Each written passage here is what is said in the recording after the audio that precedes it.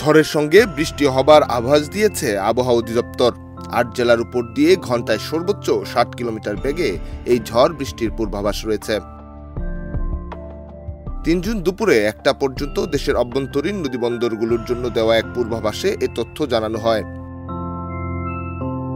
এতে বলা হয়, ময়মনসিংহ, বরিশাল, পটুয়াখালী, কুমিল্লা, নোয়াখালী, চট্টগ্রাম, কক্সবাজার এবং সিলেট অঞ্চলের উপর দিয়ে দক্ষিণ অথবা দক্ষিণ পূর্ব দিক থেকে ঘন্টায় ৪৫ থেকে ৬০ কিলোমিটার বেগে ঝোড়ো হাওয়া সহ অস্থায়ীভাবে বৃষ্টি অথবা বজ্রসহ বৃষ্টি হতে পারে।